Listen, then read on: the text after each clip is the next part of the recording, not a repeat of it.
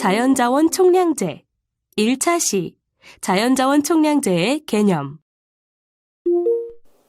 남태평양에 있는 섬나라 나우루 공화국은 섬 전체가 새들의 배설물로 가득했는데 이 배설물이 죽은 새의 시체와 혼합돼 인광석이라는 자연자원으로 재탄생하며 나우루를 부자나라로 만들어줬습니다. 인광석은 의약품, 반도체, 실크, 폭약을 만들거나 황무지를 좋은 땅으로 만드는 데 주요하게 활용되는 재료인데요. 인광석을 캐내어 해외에 판매하면서 막대한 부를 누린 나우루 공화국은 인광석이 점차 바닥을 드러내 수입도 줄어들고 무분별한 개발로 인해 나라 전체가 바다에 가라앉을 위기까지 놓이게 됐습니다. 눈앞에 이익만 내다본 채 자연자원을 무분별하게 사용하는 개발 행위는 국가와 개인에 어떤 영향을 줄까요? 그리고 이런 무분별한 개발 행위를 막을 수 있는 방법은 없을까요? 이번 시간에는 무분별한 개발 행위로 인한 피해를 조금이나마 상쇄할 수 있는 자연자원 총량제의 개념에 대해 알아보겠습니다. 국내에서도 보호와 복원을 통한 자연환경 보전이 그 어느 때보다 필요한 시점입니다. 그간 국내에서는 보호지역 지정 확대와 환경영향평가제도 운영 등의 노력을 기울여 왔습니다. 2018년 11월 기준 우리나라 영토 전역에 걸쳐 3,437개소의 보호지역을 지정 관리 중이며 육상은 국토면적 대비 16.6%를, 해양은 해양면적 대비 2.12%를 보호지역으로 지정하였습니다. 그럼에도 불구하고 지속적인 개발 압력에 따른 토지 전용은 상당한 생태축 단절과 자연서식지 감소를 유발하였습니다.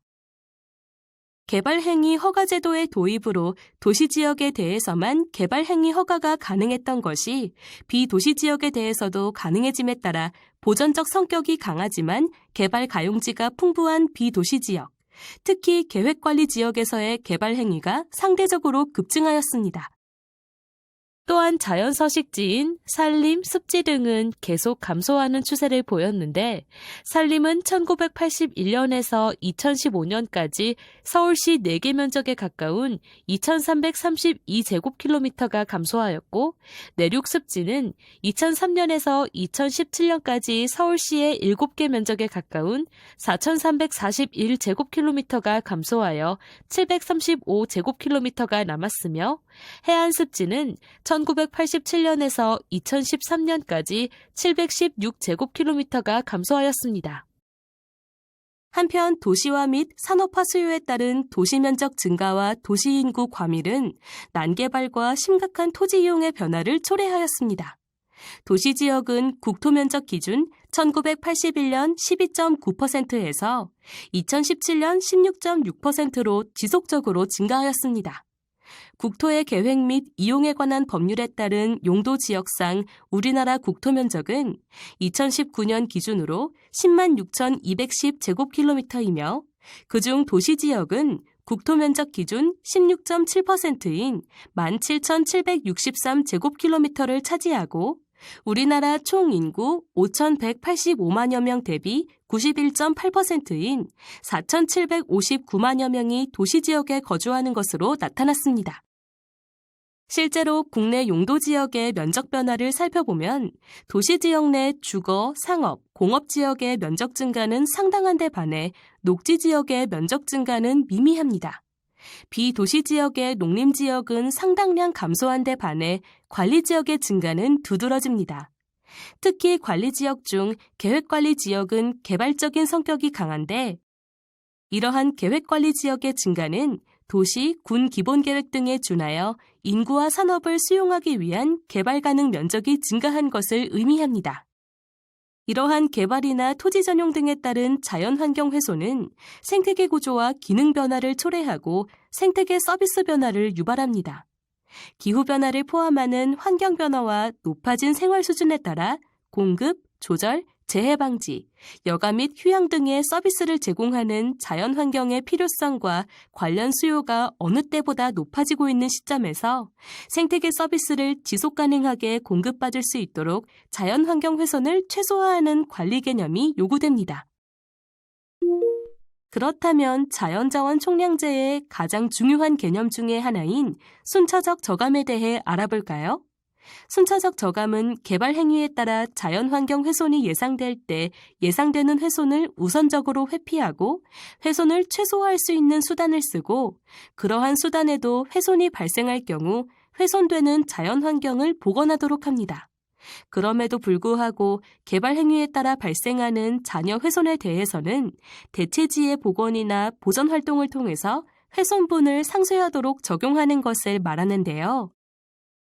궁극적으로는 자연환경에 순손실이 발생하지 않도록 하는 것이 목적이고 그 과정에서 회피, 최소화, 복원, 상쇄를 순차적으로 적용한다는 것이죠. 이때 상쇄는 앞의 단계로 도저히 해결이 안 될 때 적용하는 최후의 수단이라고 보면 됩니다. 생물과 무생물이 상호작용하는 자연환경 고유의 특성으로 인해 한번 훼손된 자연환경이 동일하게 회복되기 어려운 점을 고려하면 자연환경 훼손 저감과 관련된 대체지 조성이나 대체금 납부 등의 상쇄 조치는 총량 유지 관점에서 결과에 많은 불확실성을 남깁니다. 이런 이유로 총량 유지에 있어서 대체를 통한 상쇄보다 훼손의 회피나 최소화 전략이 바람직하지만 개발자 입장에서는 자연환경 이외에도 경제적인 측면을 포함한 다양한 여건을 고려하여 준비한 사업 계획을 환경 측면만 고려하여 수정하는 데에도 어려움이 있습니다. 따라서 대체를 통한 상쇄 제도가 느슨하게 설계되어 있거나 상쇄 결과의 불확실성이 높은 경우 상쇄 전략이 개발을 위한 면죄부로 오용될 가능성이 높습니다. 자연환경의 훼손 저감을 위해서는 개발과 보전 간의 절충이 필요합니다.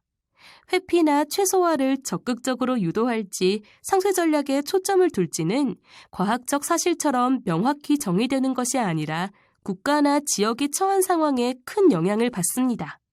즉, 개발 수요가 높은 저개발 국가나 지역에서는 개발에 중점을 두어 상쇄 전략에 초점을 두는 경향이 있는 반면 개발이 충분히 진행되고 환경보전 관심이 높아지는 선진국이나 지역에서는 훼손 회피나 최소화 전략에 중점을 두어 최대한 고유의 자연환경을 보전하려는 경향이 있습니다. 우리나라는 국민 생활 수준이나 국가 경제를 고려할 때 지역에 따른 편차는 있으나 그동안 개발이 많이 이루어진 점이나 앞으로 예상되는 인구 감소를 고려하면 개발보다 환경 보전을 통한 지속 가능성을 고려해야 합니다. 여전히 개발 수요는 높지만 이는 건설업계의 경기 부양이나 주택 보급 불균형으로 인한 수요 증가에 따른 현상으로 현재와 같은 지속적인 개발보다 산업구조 재편이나 분배 정책, 그리고 자연환경 보전에 더욱 노력을 기울여야 합니다. 현재와 같은 무분별한 개발로는 생활환경을 지탱하는 자연환경 훼손이 가속화되어 세대를 아우르는 지속가능 발전이 어렵기 때문입니다. 즉, 자연환경 훼손 저감과 관련한 국내 정책은 불확실성이 높은 대체를 통한 상쇄 전략보다 훼손의 회피나 최소화 전략에 초점을 맞추어야 합니다. 훼손의 회피나 최소화에 최선의 노력을 기울이도록 제도화하고 상쇄에 대한 사항은 보다 엄격한 기준을 통해 관리해야 합니다. 순차적 저감의 원칙에 따르면 자연환경 훼손 저감에 있어서 회피, 최소화, 훼손지 복원을 순차적으로 적용하고 이러한 노력에도 불구하고 남아있는 불가피한 훼손에 대해서는 최후의 수단으로 상쇄를 통해 저감해야 합니다. 우리나라 현황을 고려할 때 지역의 개발 수요에 따라 다소 차이가 있으나 대체적으로 순차적 저감 원칙을 제도에 적극적으로 적용할 수 있는 방안을 고려함으로써 자연환경의 총량을 유지해야 합니다.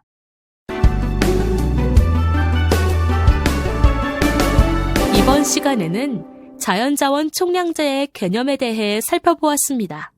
다음 시간에는 자연자원 총량제 관련 국외제도의 현황에 대해 알아보도록 하겠습니다.